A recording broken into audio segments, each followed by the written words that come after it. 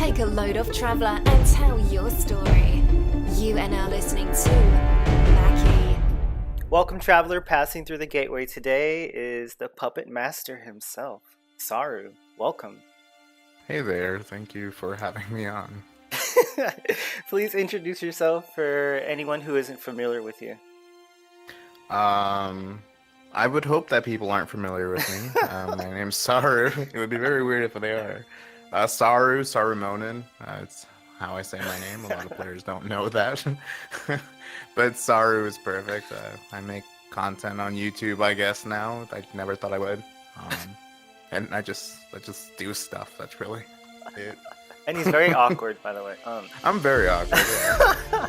Alright, so tell us how you got your start in gaming. Honestly, I guess I would just say that it was kind of like growing up and playing the Nintendo 64, playing games like Mario 64 and GoldenEye 007, Glover, which a lot of people don't know what that even is, but it was actually a really good game at the time. And then just kind of going into the PlayStation and the Xbox and all that stuff, and eventually finally into PC gaming. It wasn't until like, around 10 years ago that I got my first position as game master for EG Games for Guns the Duel, and I didn't really know what they wanted, but it was a volunteer thing, and I just basically created events and talked to people and reported bugs, and that was pretty much it. And from there, I just kind of grew from there, I guess. Do you find it natural, like a natural talent to just talk to people? I think it's natural for me. I don't think it's natural for others to see it from me, so they see me as this bad persona all the time. Which, I mean, do what you will. But it wasn't really a big thing for community until I was, I guess, around 18 years old, because it was really just about the game and kind of doing all that stuff. And then I finally it clicked. I was like, hey, I really want to do stuff about community and helping players, because they're the main importance for games. I mean, sure, the game's important with development and all that stuff, but the community is what matters. So you recently started your YouTube content creation. Tell us what you hope to achieve with the channel. Like, what is your long-term goal for it? I've had the channel for like 4 years, but I never used it. I did some memes and stuff like that, and like nothing important whatsoever. I tried some stuff in Revelation, but it was just more like sarcasm than anything. And it wasn't until like November 2017 where I kind of just stopped. Like when I was in Ashes of Creation as a mod team, like everything on that day kind of like, I was like, I need to focus my energy elsewhere. I was spending too much time on other things, and I was like, I kind of want to do YouTube. But for like a long time, I was told I don't have the personality or the voice or the niche for it, so I was like, I don't know what I want to do with it. And then February rolled around and Terra Console came in. I was like, I guess I'll do something with this. I'll do a leveling guide. And then like we're at 40,000 views now, and I'm like, oh damn, and in 2 months we got 3,000 subscribers, and I'm like, I don't know what's going on. I'm like mind blown. I'm like, okay. So I didn't really have a goal. I just kind of wanted to try something because I didn't really know how to get into content creation, and I knew basic editing, and that's basically just it. But I think like what it's grown into is, and I've said it time again and other stuff, is any little, like even now, any little spotlight I have, and I don't really have one, but it's a small one, but it's something. I like to shine it on other people, because I've seen a lot of content creators that I have personally helped get partnership or grow to 100,000 subscribers, that they just forget about the small people. They forget about where they come from. And I want to grow people like small channels that, there are people with 5 subscribers that have amazing personality, and amazing just they're positive and their editing is good, and why can't you promote that? So that's what I want to do. For sure. I know a few smew. I know that too. No, I know a few. Sorry, I know a few smaller channels who have awesome content, who have great personalities. They put out amazing stuff, but again, like you said, they maybe have like 20 views and maybe like 5 subscribers. And I just like like to put them out there. Hey, watch this person. Yeah, I see your spam on Twitter. My Twitter feed's just filled with that. I'm like, oh, Akinoji's at it again. Yeah, let's do it. All right, so something interesting that a lot of the community wouldn't know is that you're a superstar singer. I wouldn't say that at all. Not even. And you've released an album, is that correct? My album hasn't released. It's just finished. Okay. It wasn't in the mastering studio this whole month to allow audio, making sure that every track was the same volume and all that stuff. Because before that, I mean, it just sounds like garbage. Like one song is louder than the other, and you're like, this doesn't make sense to me. So you send it into a mastering studio, and then they all do that. And then I think that finishes tomorrow. Ooh. And we start marketing sometime next week. And it's nothing big. I mean, it's very different. It's very like Lana Del Rey meets Sia, depressing. But I wanted to get it off my chest, and a lot of it. Like I've gone through a lot of stuff in my life, and I really wanted to just to let go of it because there's this specific genre in that album I'm not gonna do again, but I wanted to do it this time because I've been wanting to, and it just never worked out. So is that being released under your name David Angel, or is it being released under under David Angel? Okay. It was funny because on Twitter, like I realized I merged my two quote personalities, like David Angel and Sarumonin, under one Twitter. Right. And so I was making a video for Bless Online. I was like, oh, I'm making a video for Bless, and someone commented, is this a song or a game? I'm like, oh damn, I forgot. I should specify it now from now on. So. It's David Angel featuring Saru. Yeah. With his puppets. Yeah, with your puppets. Let's talk about the puppets for a little bit. How did that come about? Honestly, it wasn't intentional. The first iteration of my original character was just a guy in a business suit with white hair, and I was like, this is too serious, it's boring. So I think it was around my birthday, this artist called Miyoshi did something for me, and he just wanted some details. Like what my favorite animals were, and like I love kittens. I love them to death. I don't know, they're just so ridiculous, and I love dolphins. So he did this iteration where this white-haired guy, which I always use white hair for all my characters in games. That's why they put the white hair. Right. And this crazy eyebrows going around, and just puppets because I don't know. I've lost my mind from talking to people, I guess. And then this iteration, which you've seen now, it's more Eastern, I guess, inspired, anime inspired. Yeah, I see that a lot. People, they always ask you, "Is that from an anime?" Yeah, they call me a weeb, and I'm like, what? I was like, is it a weeb though if it's an original character that has nothing to do with an anime? It's just no. I'm like, But I don't know. It's up to interpretation, I guess. I suppose. I mean, I didn't really ask for it to be Eastern inspired. The artist just happened to do it that way, and that's how they interpreted the image. And I told them, this is kind of what I want it like, and you do whatever you feel comes from that. And it just ended up coming this way. So I mean, I don't know. I don't know about the puppets though. They just stuck around, I guess.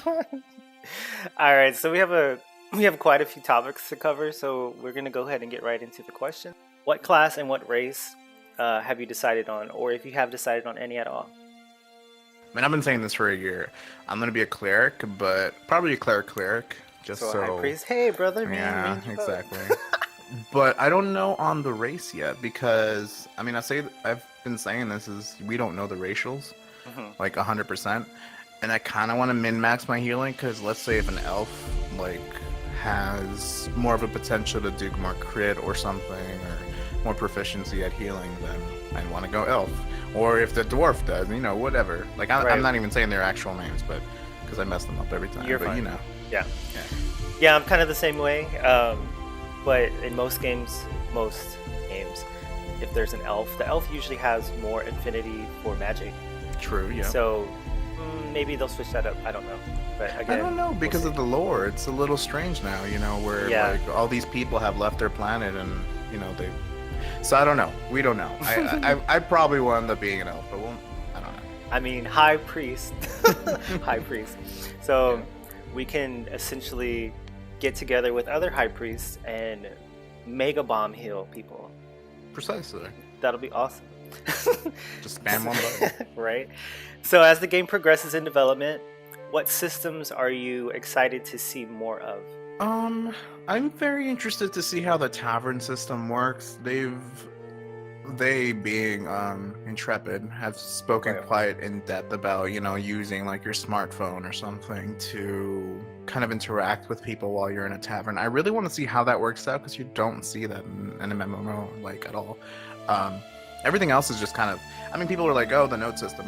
There's a note system in Black Desert. That's pretty much the same thing. Whatever you do around it just increases your experience for it. It's just a little bit different, of course, but I'm more excited for like the tavern system and the little mini games and that players can deal with. Everything else, I'm sure a hardcore player would be like, I want to see the sieging and destroy everybody. And I'm more interested like after the sieging, like can I like dial down in a bar or something and just like throw darts or something? True, but if they're successful at the siege and that was your town, then what tavern do you go to then? Well, that's where the things get exciting. You're just sitting there and you're like, oh, look, a beautiful rock coming at me. Right. And it's actually a big meter. Well, bye, guys. I'll just log out now. Yeah, that's going to be very interesting for the RPers who are in the tavern at the time of a siege. They're just like, well, let's just drink to our death, Yep.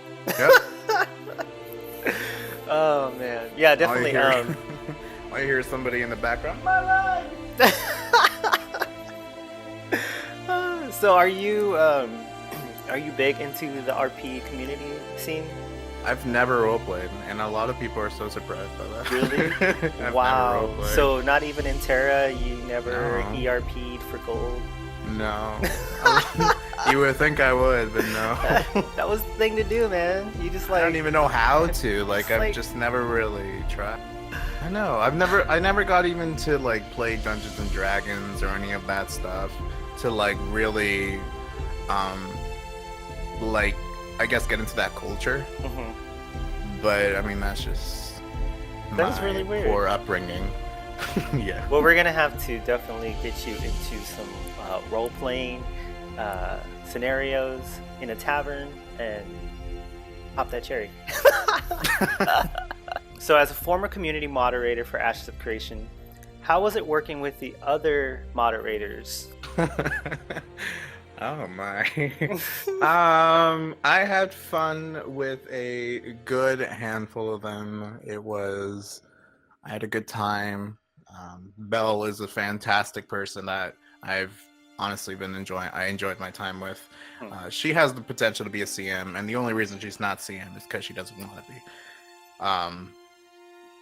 I had a fantastic time with Lex. That guy is dedicated as hell. Like, he doesn't sleep.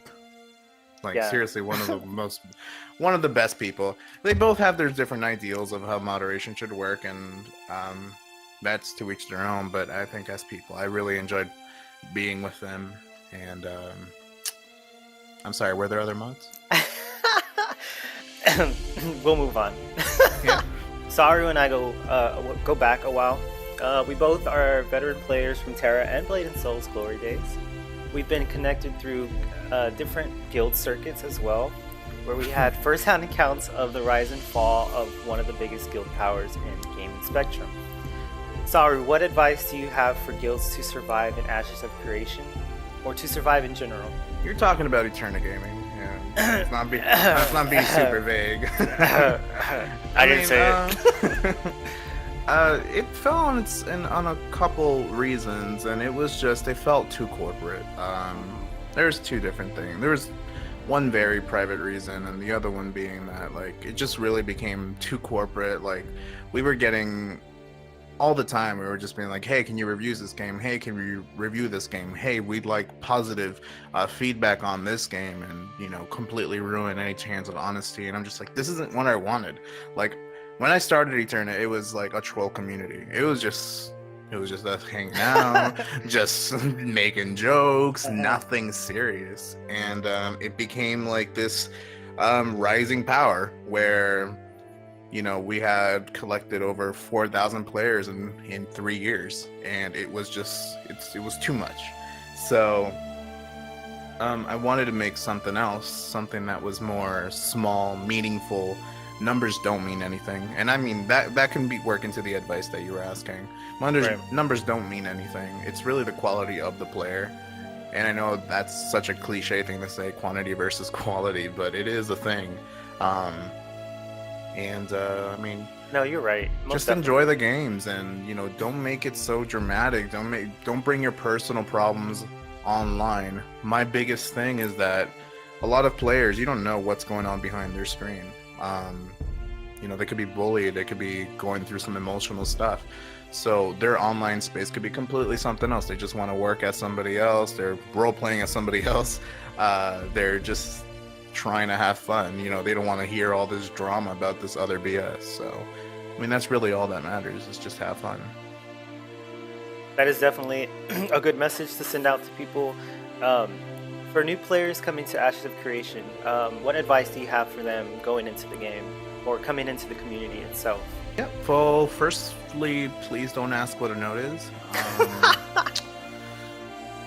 I had to deal with that for 1.5 years, answering every single day. I'm not gonna answer that now, but yeah, no. So what is a note? Please no. I mean, research on your information. Right. There's a lot of content creators and a lot of systems and platforms and wikis that people can look up to get all their information up to date 100%. Some more than others, but I mean, that's really up to you to decide. Right. Yeah. Just be informed. I mean, I think that really goes for any game. If you're interested genuinely about a game, you should kind of research it. Not necessarily to min-max or theory craft, but to just know what the game's about.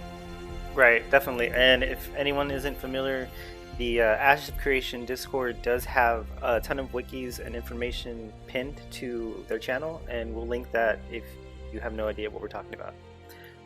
So if you're not familiar with Saru, he does a variety of other MMOs on his channel.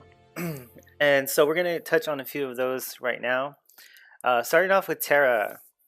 Alright, so we both played Terra quite extensively on PC.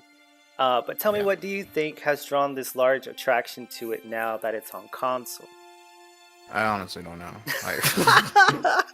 I don't know. Like I said, I mean, here's my thing. Like, I'm making videos for the game of which videos already exist about the game, and wikis and detailed guides already exist for it. But I'm like, why not redo it with me? And people are just watching it, and a lot of people are watching it, and I don't understand why. I don't get it. They just beat 2 million users on all consoles, so Xbox One and PlayStation 4, which is quite a bit. I honestly don't know either. I think I told you this story yesterday. My boyfriend, some of his co-workers were like, hey man, you gotta play this new MMO coming out on console, it's called Terra. He was puzzled that they were saying this to him because we played Terra together, and he quit after like 6 months because he was like, this is grindy, I can't do this is it's super grindy, BS. And then so he quit right off the bat, and I stuck out for like another 3 years. But but also console players have a different mentality. I find that, you know, they just play anything, and a lot of players, you don't really get a lot of MMORPGs. I think the only console ones are like Neverwinter, Skyforge, and DC Universe, and I think Star Trek Online. Yeah. Oh, and Elder Scrolls Online, and a couple others maybe, but just not a lot. It's not like PC, so, you know, they get this new game, because it is new for them, and they're just like, oh damn, you know, wow. But now, I think they're getting more aware. They're like, this doesn't have the same content as PC. Why? Oh, rage. Yeah. But like, there is a lot of content coming in, especially in the summer and the classes, and they're trying to catch up to a 3-month difference Yikes. from PC to console all during this year. So players definitely have a learning curve. Currently, the gear system we have is the old one. Oh. Which was the Alcahest and the Never mind. and the feedstock. But the new gear system that we're getting is the one that's I guess current for PC. Because PC got a new one on like January or something, where it's a completely different system. But we're getting it like, I don't know, like 8 months or something. Oh, okay, then I would say wait 8 months.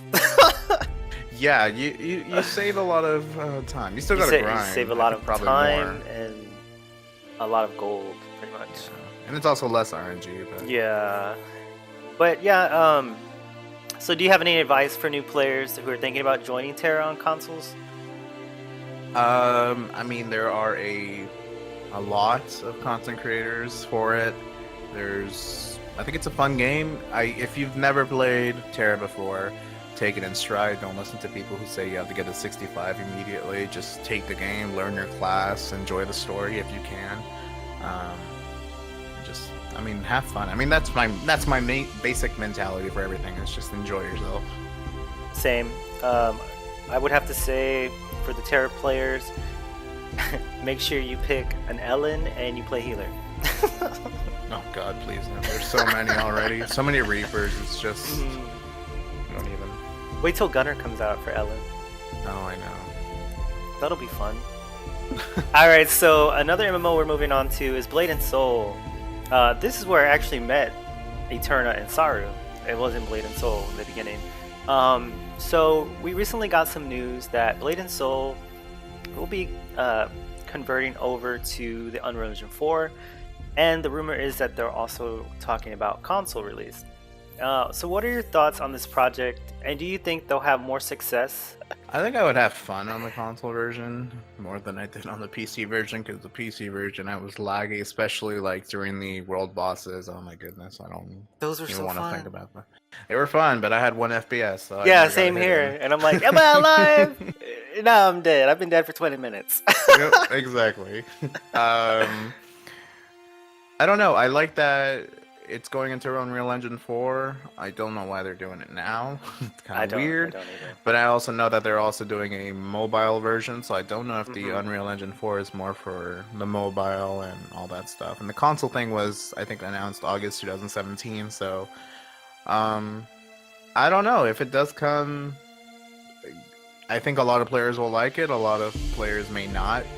I think they've reworked the system quite a bit now that the game, it feels a little more fair and stable, but there has been a lot of things that's happened in the Korean version that people are scared of. And For sure. A lot of... NA, yeah, and that's the same thing for like Bless and other games. You know, they're like, it's over there, so it's probably going to happen here. Yeah. The one thing I will say about Terra and Blade and Soul, for people who've never even heard of them, or never even played them, they're very, very beautiful. So do you have any advice for new players coming into Blade and Soul?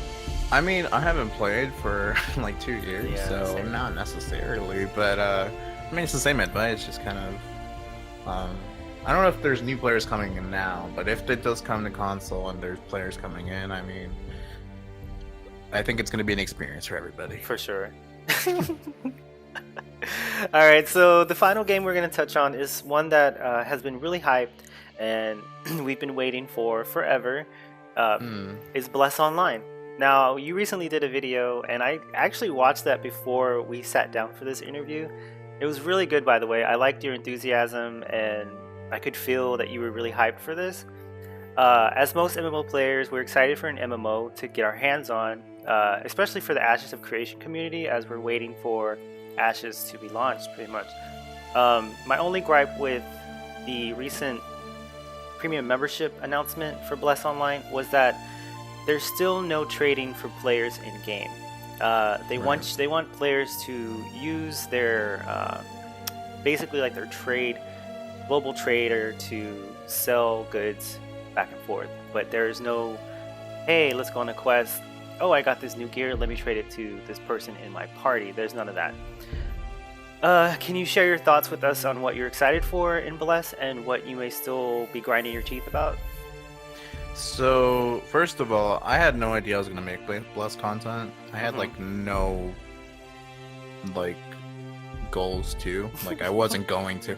My thing is like I feel so awkward. I'm an awkward person, as you may or may have not noticed, but I'm the same way. I just like I'm like I can make a video on Bless, but there are like 400,000 videos of the same information. Why would they watch mine? So I wasn't sure like how to launch into it, and I waited and waited and waited, and then Emissary program came in by, and I didn't get it because, well, I mean, I didn't make a video, so, and I waited, and I'm like, God damn it, there's nothing, and then there was a press release information, I don't know what it was, and I got to it, like, within 30 minutes and announced, I'm like, okay, damn it, first on the scene, Sarumonin, hello. You know, and I did it again last night. Like the new thing came out, and within like 2 hours, the video was up because I had to edit it and all that stuff. Yeah. So it's I feel like a journalist sometimes. But I'm excited about it. I don't know.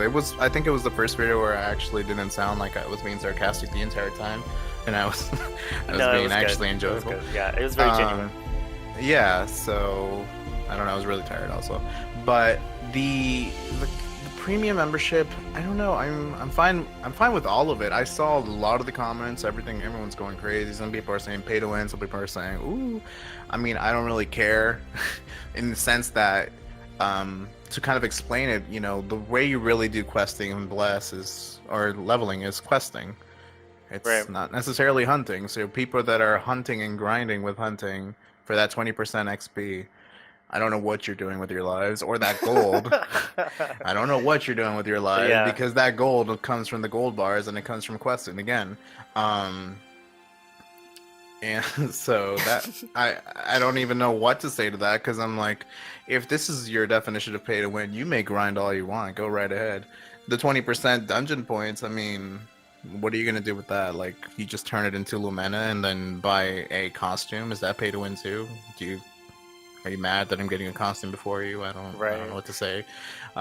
Now, the thing with the trading, I do agree it's kind of awkward, but I think it's happening quite a bit. Like, even in Terra Console, you can't trade, but you mail to one another, and there has not been any word on whether or not you can mail gear and stuff to other people here.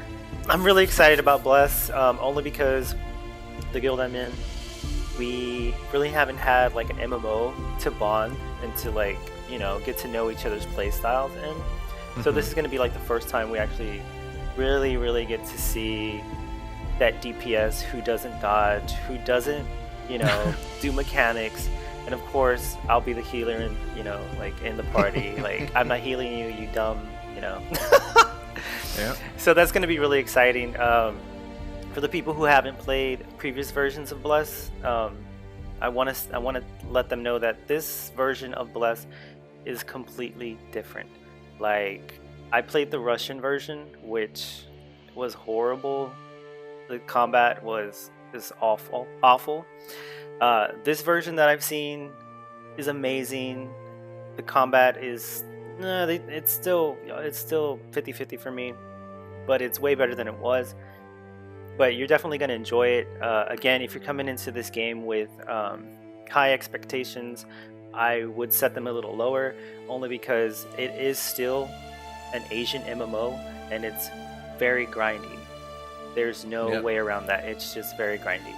But it's very enjoyable once you get past all of that and you get, you know, to start raiding and getting into the PvP zones. It gets really fun. It's not Black Desert grindy, but it's grindy. Yeah, it's still there. Yeah. All right, so do you have any advice also for Bless for any players that are considering getting the game or those who are still on the fence about it? Don't read Reddit. And I think this goes without saying, but I was reading the Bless Discord, and my main gripe with people is they follow content creators in the sense that if a content creator says this game is garbage or this game is good, that automatically makes up their mind, and it really shouldn't be that way. Right. It shouldn't be sheep. Like, they need to experience it themselves. If you don't like it, just refund the game. I don't know what to say about that other than, you know, content creators are called influencers for a reason, because they do influence your opinion, and it shouldn't be that way. But just don't listen to people and see the information from an unbiased point and, you know, kind of decide on your own. Does this seem for me? I don't know. Look at some videos that are not comments, you know, they don't have commentary, they're just, you know, gameplay. Right. And decide for yourself, yeah. All right, so now we come to the segment of the show where I'm going to ask you some rapid fire questions. You have 3 seconds to answer each, all right? So you ready for this? Okay, question 1. How many node types will be present in Ashes of Creation? 3. I don't know. No, 4. All right, so question 2. Fast travel will only be available through which node type? Scientific. Yeah. 3. How many nodes will be tied to castles? Through 2? 3. I was like 3? Yeah. I'm not You sure. second guess yourself. All right, so question 4. What subrace of orc are considered astrologers? Oh, damn, I don't know. Vec. All right, and the Vec. final question. How many religions are planned for launch for Ashes of Creation? 273,437. No. 6. That was pretty close. You weren't close at all.